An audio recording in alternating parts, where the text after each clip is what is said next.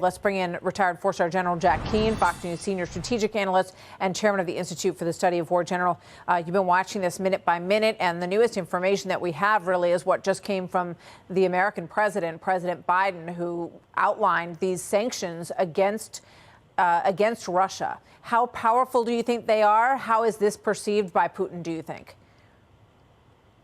Well, certainly Putin has made that calculation dealing with sanctions. We've advertised for months what we intend to do with sanctions, and he's war-gamed all of those sanctions, and I don't think it's going to have any deterrent effect on what he is attempting to do in Ukraine.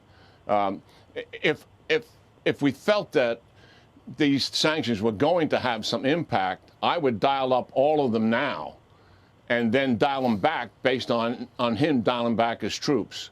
But he's got a deliberate multi-phase campaign plan that he's executing. It's now coming into focus, Martha, and we get a better sense of it. It is deliberate, and he's going by phases. Phase one is put troops into the territories where the Russian separatists already control. Those troops are there. He denies they're there.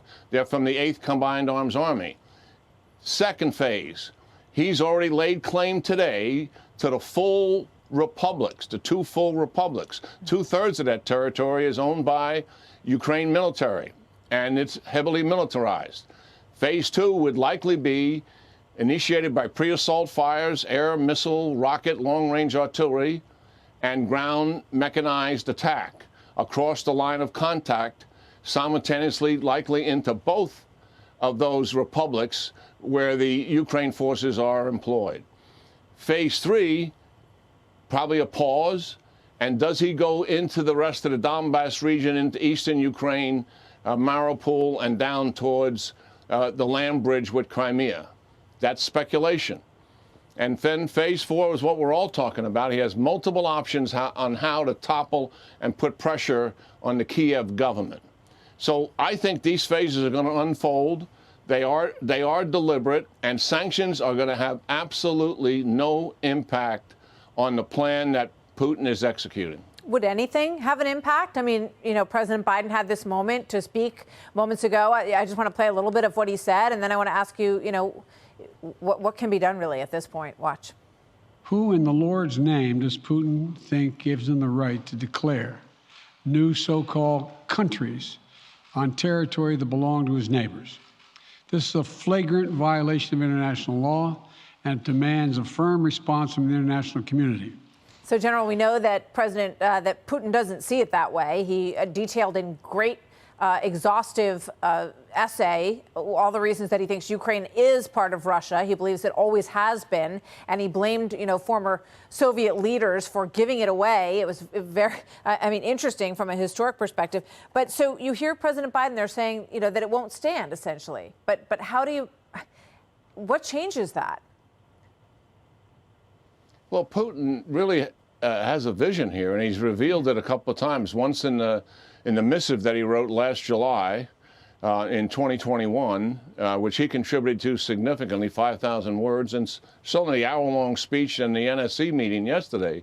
And when I look at that, when I boil it down to simplicity, what he's about, he's taking the post-Cold War boundaries and reconstructing them. Because he absolutely believes when the Soviet Union collapsed, the United States led an expansion into Eastern Europe with NATO at the expense of Russia and their security. And he wants a new security arrangements, and he wants to address those boundaries. And that's his vision. And he starts with Ukraine and Belarus. And acquiring both of those under his orbit is formidable. And anybody that thinks he's not going to pressure NATO, if he carries out what I'm talking about, is misguided. So I absolutely believe that the president is right in reinforcing the Baltics. I think we should even put more troops into Poland than what we're doing. We do have an armor brigade there. It's great to see the paratroopers that General Petraeus and I have commanded. We have great love for them. But armor mechanized forces in this fight is really what makes a difference. And we've got to upgun ourselves in these NATO countries. So, yes, that's the right move. I would also keep the door open for military aid to Ukraine and keep that flowing. and make certain that there's still things that they desperately need now. Let's stop the resistance that we've had for a year and a half and not giving them the things that are on their shopping list that would truly help to impose cost on Putin. Some of that's going to be too late because they don't have the time to train their people on them. It's more sophisticated weaponry. But there's other things that we can certainly help them with.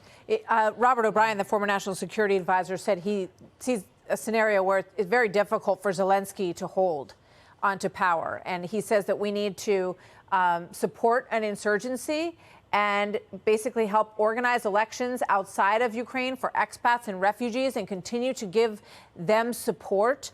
Do you agree with that? And do you think that's feasible? Well, I definitely agree with it. And while Putin certainly his military is an overmatch for the Ukrainian military, they will, and he can defeat them. He'll never defeat the Ukrainian people.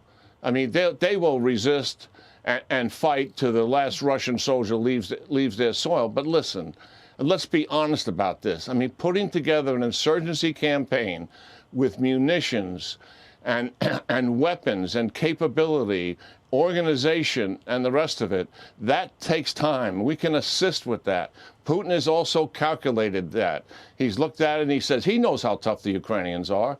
He certainly understands that better than we do. But he's put that into his calculation. He knows that's protracted and it'll have marginal impact initially and maybe long-term impact for certain. And he's accepted, if he conducts the full-out invasion, the cost of all of that, as he has accepted the cost of what he believes is a tough sanction regime. And you know, about the sanctions, he's experienced a history of it. They seem to diminish over time, and the country also gets used to them over time. Yeah. So that's another factor. Now, the sanctions that we are talking about imposing, I'm not suggesting that we don't do them. I'm all in favor of them. I'm all in favor of hurting Putin significantly in taking down his central banks and foreign investment, and also, I believe, dealing with his industry sectors and certainly the people involved. I agree with all of it. He should pay a price. It's just that I don't believe sanctions are necessarily the deterrence that people think they are. I think they serve a purpose in dramatizing the scale of the international violation that Putin has committed here. And you get others to contribute in that sanction regime. And then, and very importantly, it's about punishment and retribution for the scale of that violation. Those things have to be done. It's a moral imperative to do things like that. But don't kid ourselves to think that somehow this is going to deter Putin from the objectives that he feels he intends to achieve here in Ukraine. Well, we know the White House has said that diplomacy and deterrence were their two avenues for preventing this. It seems that at least at this point, diplomacy has failed, although the White House says they're still open to any potential diplomatic avenue. The deterrence, you're saying, is not going to be useful in terms of stopping the activity that they're undertaking, and who knows how much further they are determined to go. Yeah, go ahead. One more point, Martha. Sure. The Biden administration threatened serious sanctions after an invasion, and they used that basic premise to deter that invasion. We now have an invasion.